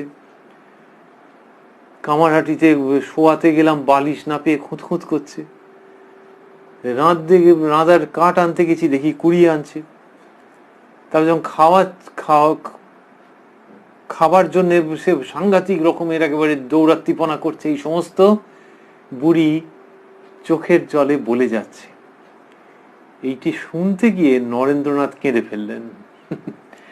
ঠাকুর এইসব জানতেন, যে কাকে কোনটা কোন সময় কোন নেশাটা ধরিয়ে দিতে হয়, কোন খাবারটা এনে দিতে হয়, কিভাবে। নিরাকারের দিকে একটা ঝোঁক, একটা প্যাশন, একটা ওই রকম একটা ভাব যার রয়েছে, তার মধ্যে ভক্তির প্রসঙ্গ আনছেন গোপালের মার মাধ্যমে। আরো কতভাবে এনেছেন জানি না আমরা, কিন্তু এখানে শুদ্ধ গোপালের মাকে বললেন, বলো না নরেনকে। নরেন্দ্রনাথ শুনে কেঁদে ফেললেন। নরেন্দ্রনাথের প্রসঙ্গে আমরা আবার আসবো। ঠাকুর শ্রীরামকৃষ্ণের অদর্শন যখন হলো, আমরা মাঝখানে শ্যামপুকুর, কাশীপুরের কথা আলাদা করে উল্লেখ করলাম না। অদর্শনের পরে গোপালের মার খুব ভেতরে কষ্ট, সেটা আর আলাদা করে বর্ণনার অপেক্ষা রাখে না, উল্লেখের অপেক্ষা রাখে না। শুধু যখন আবার ঠাকুরের আগের মতো দর্শন পেতে আরম্ভ করলেন, তখন সেই ভাব প্রশমিত হলো। মাহেশের রথযাত্রায় গেলেন একবার, গিয়ে সর্বভূতে তিনি গোপালকে দেখতে আরম্ভ করলেন। মোটামুটি এইরকম সময় থেকে অদ্ভুত ভাব হলো, এই যে বাৎসল্য ভাব, তার মানে কি? তার মানে শুধু গোপালকে দর্শন তাই নয়, সর্বজীবে সর্বভূতে তাকে দর্শন। সেইটিই তো ভক্তির একেবারে উচ্চতম অবস্থা। অদ্বৈত জ্ঞানে কি হচ্ছে, যে একই চৈতন্য সত্তার মধ্যে তিনি লীন হয়ে যাচ্ছেন সাধক বা সাধিকা। আর এখানে হচ্ছে যে দ্বৈত ভাব রয়েছে, কিন্তু দ্বৈত ভাব মানে ওই যে উপাস্য, ওই যে ইষ্ট, তাকেই সর্বত্র দেখছেন ইনি, যিনি তার জন্য হৃদয় মন দিয়ে দিয়েছেন। তো ওই মাহেশে গিয়ে কি হলো, সর্বভূতে গোপালকে দর্শন করতে আরম্ভ করলেন। এই যে গোপাল ভাব, বাৎসল্য ভাব, সেই পরাকাষ্ঠা তার পূর্ণ পরিণতি হতে আরম্ভ করেছে। তিনি রথ দেখছেন, রথের ওপর শ্রী শ্রী জগন্নাথ দেব, যারা রথ টানছে, এই তিন রকম রথ, রথের উপরে জগন্নাথ দেব যারা রথ টানছেন, সেই সকলকেই তিনি গোপাল রূপে দেখছেন। রবীন্দ্রনাথের কবিতায় আছে পথ ভাবে আমি দেব, ওটা একটু অন্য ভাবের কবিতা। আর এখানে দেখছি ভক্তির ভাব, যে পথকেও গোপাল, রথকেও গোপাল, জগন্নাথ দেবের বিগ্রহকেও গোপাল, যারা সেই বিগ্রহের, যারা সেই রথকে টানছেন তাদের মধ্যেও গোপাল। এই ভক্তির ঐশ্বর্য, ভক্তির মধুরিমা। তো গোপালের মার তখন আর বাহ্যজ্ঞান ছিল না। আর তিনি একবার বলেছিলেন যে তখন আর আমাতে আমি ছিলাম না, নেচে নেচে কুরুক্ষেত্র করেছিলাম, এত আনন্দ। সেই কথা তিনি বলছেন, এই অদ্ভুত বাৎসল্য ভাবের বিকাশ। বরানগর মঠে তিনি মাঝে মাঝেই যেতেন ঠাকুরের সন্তানদের দেখবার জন্য। যখন প্রাণে অশান্তি হতো তখন যেতেন, অন্য সময় গেছেন, যখনই গেছেন তখনই তাকে অনুরোধ করা হতো যে ঠাকুরকে ভোগ দিয়ে যেন তিনি খাওয়ান। ওই যে শশী মহারাজ ঠাকুরকে আত্মবৎ সেবা করতেন, আর এই গোপালের মা, ঠাকুরের মা এসে উপস্থিত, তো তাঁরা সেই সুযোগ হাতছাড়া করতেন না। এরপর আলমবাজারে এবং নীলাম্বর বাবুর বাড়িতেও গোপালের মার অবাধ যাতায়াত, বহুবার গেছেন। তার জীবন খুব বৈরাগ্যপূর্ণ ছিল। একবার একটা ছোট মশারি একজনকে কিনে আনতে দিয়েছেন, তিনি ভেবেছেন যে একটু সুবিধা হবে, বড় মশারি এনেছেন। আর সে গোপালের মার কি অস্থির অবস্থা, শেষে একজনকে ধরে করে তার সঙ্গে মশারি বদলা বদলি করে, মানে এই মশারি আর ফেরত হওয়ার যে জো নেই, তখন একজনকে বলে তার বড় মশারি দিয়ে ছোট মশারি নিয়ে তবে স্বস্তি। এটা শুধু বড় মশারি গুঁজতে অসুবিধা হবে সেই জন্য নয়, কিন্তু বৈরাগ্যের ভাব, যে ঠিক যেটুকুনি লাগবে। আর কেউ যখন কিছু দিতে চাইতেন গোপালের মাকে, তখন একবার এরকম ক্ষেত্রে বলেছিলেন, আর তোরা কি দিবি, গোপাল আমার সব অভাব মিটিয়ে দিয়েছে। এখন এটা বললে যিনি দিতে চাইছেন, তিনি তো দিতে চাইছেন ভেতরকার একটা ভাব থেকে, তার মনে একটু কষ্ট হতে পারে, সেই জন্য এই প্রসঙ্গ এখানে শেষ হচ্ছে না। বলছেন, আর তোরা কি দিবি, গোপাল আমার সব অভাব মিটিয়ে দিয়েছে, শুকনো উচ্ছে চারটি আনবি যখন আসবি। জানতে হলে ওইটা নিয়ে আসিস। তাহলে এই শরীর ত্যাগ যখন হয় গোপালের মার, তার 10-12 বছর আগে থাকতে তিনি সর্বদা গৈরিক বসন ধারণ করতেন। একজন ত্যাগী মানুষ তাকে দিয়েছিলেন, তিনি বলতেন যে ওইখানা পরে জপ করতে খুব সুবিধা হয় গো, এবং সেইটি তিনি ধারণ করতেন। ওটা শরীর রক্ষা করবার, শরীর ত্যাগের 10-12 বছর আগে থাকতেন। ভেতরে ওই ভাব। তাহলে ঠাকুরের দিব্য স্পর্শ, দিব্য সান্নিধ্যে, দিব্য প্রভাবে এইরকম বিকাশ, যে ভেতরে বাৎসল্য ভাবের বিকাশ, কিন্তু সেটি একটি অপরূপ বৈরাগ্যের ফ্রেমে ধরা। নিবেদিতা কি হলো, যে স্বামীজি যখন বিদেশ থেকে ফিরলেন তখন তিনি 3 জনকে পাঠালেন, নিবেদিতা, সারাবুল ও মিস ম্যাকলাউড। ধীরা মাতা এবং সারাবুল এবং মিস ম্যাকলাউড, যাকে ভক্তেরা পিসিমা বলতেন, ট্যান্টিন। ম্যাকলাউড নিজেকে স্বামীজির বন্ধু বলতেন। তো সারাবুল, ম্যাকলাউড এবং নিবেদিতা, এদেরকে পাঠালেন কামারহাটিতে গোপালের মাকে দর্শন করে আসার জন্য। ওই যে স্বামীজি, ঠাকুর ওইরকম মজা দেখেছিলেন যে নরেনের কাছে বল, নরেন কেঁদে ফেললেন। এবং সেই সমস্ত ভাব মনের মধ্যে কিরকম, যে এই তিনজন বিদেশিনীকে বলছেন যে ওকে দেখে এসো তোমরা। এগুলি বইতে আমরা পড়ছি বটে, কিন্তু লেখাজোখা যা আছে তার মধ্যে বোঝা যায় যে কত কম রয়েছে। কিন্তু হ্যাঁ, বাকিটা ভাবতে আনন্দ, তাতে মনোনিবেশ করার প্রয়োজনীয়তা রয়েছে, যে স্বামীজি এদেরকে ওইখানে ওরকম ভাবে পাঠিয়ে দিলেন। গোপালের মা তাদের কি ভালোই বাসলেন। তারপরে তাদের মধ্যেও গোপালকে দেখছেন তিনি। এ তো শ্রীরামকৃষ্ণের দেহাবসানের অনেক পরে, কিন্তু ওই গোপালকে দেখছেন ওদের সকলের মধ্যে, এবং চিবুক ধরে চুমু খাচ্ছেন। তারপর বিছানায় বসিয়ে মুড়ি, নারকোল নাড়ু যা ছিল সব খেতে দিচ্ছেন। তখন তো আর আগে থাকতে খবর টবর দিয়ে যাওয়ার ব্যাপার ছিল না। তো এইসব হচ্ছে। তিনি চিনতেন, নিবেদিতাকে চিনতেন, আর এরা গেছেন গিয়ে গোপালের মা এবারে আত্মহারা। ওরা দুজন, ম্যাকলাউড এবং মিসেস বুল, তারা ওই মুড়ি কিছুটা চেয়ে নিলেন যে আমেরিকায় নিয়ে যাবেন বলে, এবং যখন জিজ্ঞেস করলেন, খুব করে অনুরোধ করলেন, তখন গোপালের মা তার দর্শনের কথা কিছু কিছু বললেন এদের কাছে। আর স্বামীজির কাছে নিশ্চয়ই এরা শুনেছিলেন। ওরা যখন চলে এলেন তখন স্বামীজি বলেছিলেন, সেটি নিবেদিতার ওয়ার্কসের মধ্যে রয়েছে, স্বামীজি বলেছিলেন, this is the old India that you have seen, the India of prayers and tears, of vigils and fasts, that is passing away. Bangla করা হয়েছে, আহা, তোমরা প্রাচীন ভারতের মহান আদর্শ দেখে এলে। উপাসনা ও অশ্রু বর্ষণ, ওই প্রেয়ার্স অ্যান্ড টিয়ার্স, উপাসনা ও অশ্রু বর্ষণ, উপবাস ও জাগরণ, ব্রহ্মচর্য ও তপশ্চর্যার ভারত বিদায় নিচ্ছে, সে আর ফিরবে না। এইরকম স্বামীজি বললেন। স্বামীজির যখন দেহত্যাগের খবর পেলেন গোপালের মা, তখন দুম করে ওই খবরটা পেয়ে বললেন, নরেন নেই, বলে পড়ে গেলেন, অজ্ঞান হয়ে পড়ে গেলেন, এবং পড়ে গিয়ে কনুইয়ের কাছে একটা অংশ ভেঙে গেল। সেইখানটাতে অনেকদিন বার দিয়ে রাখতে হয়েছিল। আমরা সংক্ষেপে এইসব প্রসঙ্গ স্মরণ করছি। নিবেদিতার কথা আগে শুনেছিলাম। গোপালের মার জীবনের দ্বারা নিবেদিতা বিশেষভাবে প্রভাবিত ছিলেন। ওই যে তিনজনে গেলেন তো, আর নিবেদিতার সঙ্গে গোপালের মার অন্য রকমের সম্পর্ক। 1904-এ যখন গোপালের মার শরীর অনেক খারাপ হয়ে গেল এবং তাকে বলরাম বাবুর বাড়িতে আনা হলো, তখন নিবেদিতা তার 17 নম্বর বোসপাড়া লেনের বাড়িতে গোপালের মাকে নিয়ে আসার অনুমতি প্রার্থনা করলেন। গোপালের মা এর কথায় রাজি হয়ে গেলেন। এ মানে কে? নাতনি সম্পর্কে, ঠাকুরের মেয়ে নিবেদিতা। তো গোপালের মা রাজি হয়ে গেলেন, এবং নিবেদিতা তাকে দেখছেন মায়ের মতো করে। ওই আর কি, মাতৃ সম্পর্ক সবটাই। দেখে 2 বছর তিনি গোপালের মাকে দেখলেন। গোপালের মাকে দেখলেন না গোপালের মা তাকে দেখলেন, এই আর কি।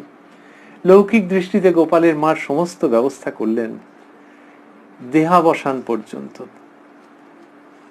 নিবেদিতা একটা চিঠিতে লিখছেন একজনকে, I feel thrilled when I am with Gopal মা। তিনি গোপাল মা বলছেন, আমরা যাকে গোপালের মা বলছি। I feel thrilled when I am with Gopal Ma.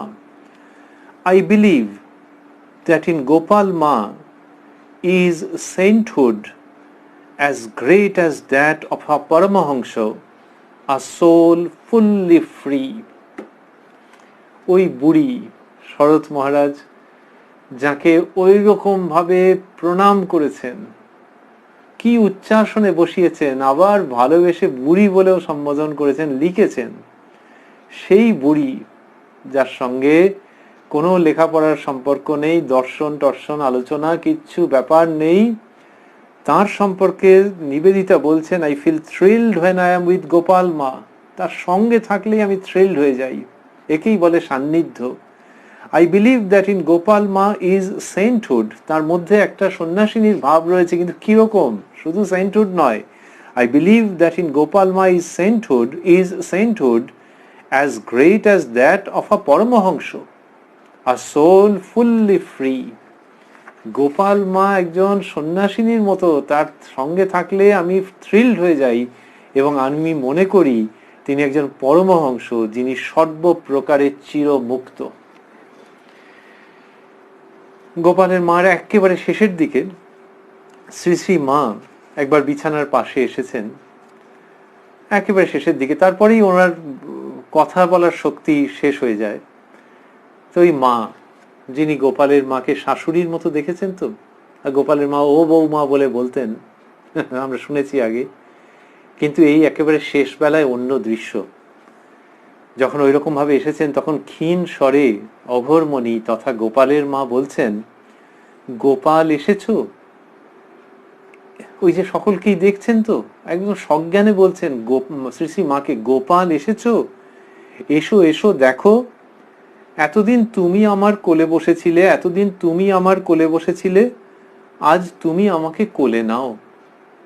Shri Shri মা প্রথমটা কিছু ধরতে পারেননি, অতর্কিতে ঘটে যাচ্ছে তো, এতদিন তুমি আমার কোলে বসেছিলে, আজ তুমি আমাকে কোলে নাও।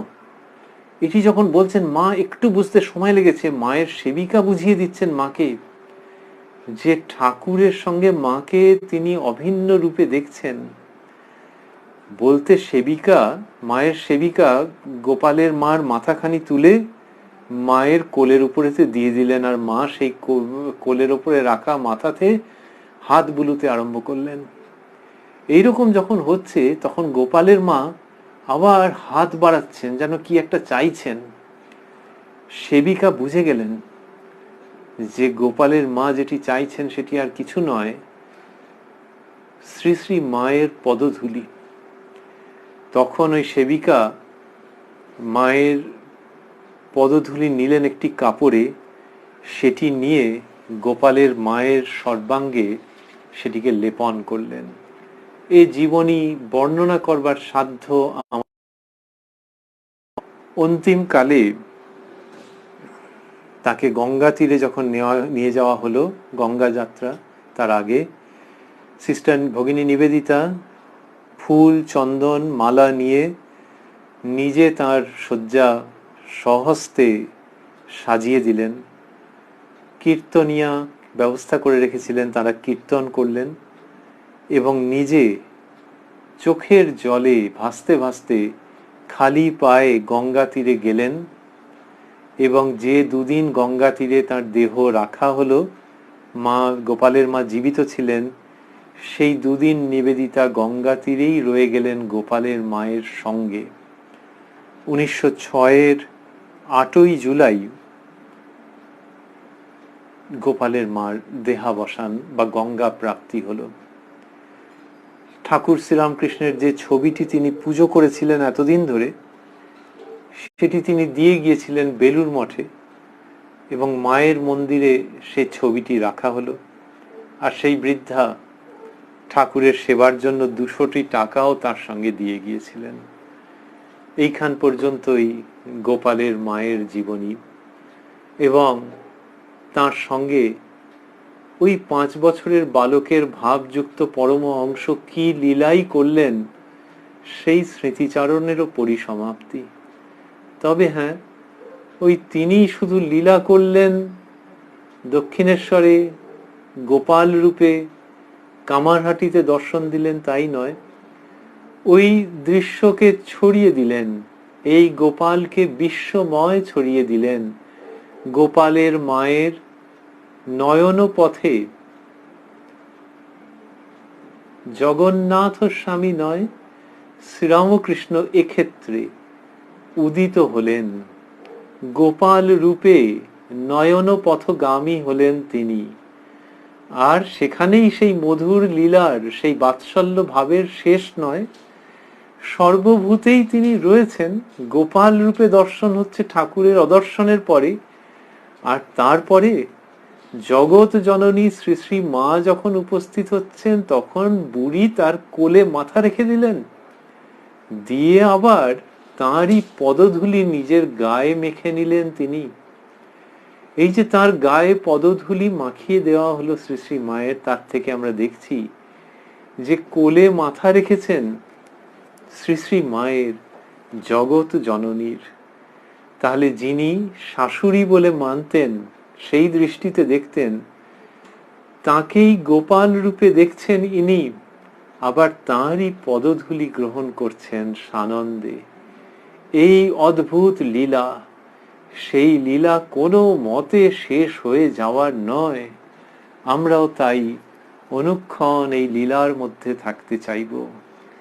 আয়ারল্যান্ডে যার জন্ম, অত যত্নে লালিত শরীর, সেই ভগিনী নিবেদিতা গোপালের মায়ের সঙ্গে অনুগমন করলেন গঙ্গার তীরে, চোখে জল ভর্তি, আর খালি পায়ে তিনি গেলেন। গিয়ে গোপালের মার খাটটি যেখানে রাখা রইল তার পাশে দুদিন ধরে সেই মেয়ে বসে রইল। আমাদের বোন, আমাদের চিরকালের ভগিনী বসে রইলেন। তুই খালি পায়ে গেছেন, আহা কত কষ্ট হয়েছে, কিন্তু কষ্ট কিছু নয়, তিনি ওইভাবে গেছেন। বাগবাজারেতে ওই রকম ভাবেই তো তিনি থাকতেন, মায়ের মেয়ে, গোপালের মায়েরও মেয়ে সেই অর্থে। তিনি গিয়ে গোপালের মায়ের পাশে বসে রইলেন, সেইখানেই অবস্থান করলেন 2টি দিন ধরে। এইসব যখন আমরা ভাবছি, তখন ভাবছি এগুলি প্রতীকী। ওই যে 2টি দিন ধরে গোপালের মায়ের পাশে থাকছেন, আমরাও ওই ভগিনীর কথা স্মরণ করে আজীবন তার পাশে থাকতে চাই, তার লীলার পাশে থাকতে চাই, এবং তাকে স্মরণ করতে করতে ঠাকুর মা স্বামীজির কাজটিতে বসে থেকে আমাদের জীবনকে ধন্য ও চরিতার্থ করতে চাই। ওং জননীং শারদাং দেবীং রামকৃষ্ণং জগদ্গুরুং পাদপদ্মে তয়োঃ শ্রিত্বা প্রণমামি মুহুর্মুহুঃ।